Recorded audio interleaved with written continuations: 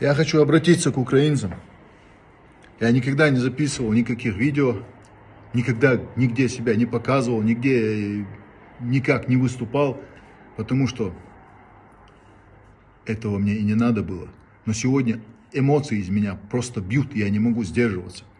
Я вчера был на аттракционах, в парке аттракционов, водил детей, чтобы они катались, и подошел купить мороженое младшему сыну.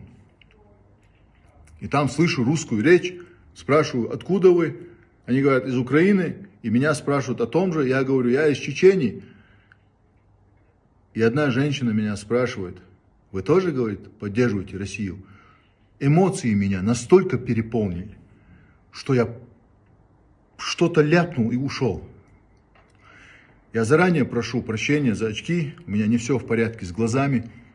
Я прошу прощения за эмоциональность. Я хочу обратиться к вам, украинцы. Начиная свое обращение, я хочу выразить свое восхищение вашей борьбой. Желаю вам мужества, стойкости и жестокости, чтобы вы как следует карали своего врага. И мы, иншаллах, к вам обязательно примкнем. Просто некоторые нюансы документов нас сдерживают. Но никак не слабость, не нехватка духа и не трусость. Я хочу, чтобы вы немножко призадумались. Уделили просто несколько секунд своего времени, чтобы понять, что мы 300 лет воюем с русскими, пока вы считали их своими славянскими братьями. Хотя многие из вас об этом знали тоже.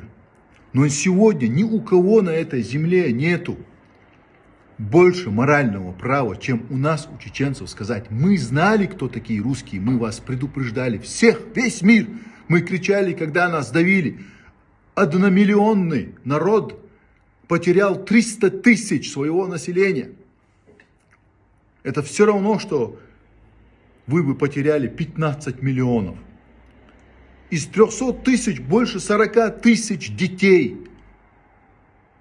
У нас больше всего морального права сказать, мы знаем, кто такие русские. И мы пытались до всего мира это донести, но нас никто не слышал из-за их пропаганды, из-за того, что не были развиты коммуникации, как сегодня. Ни у кого не было телефона.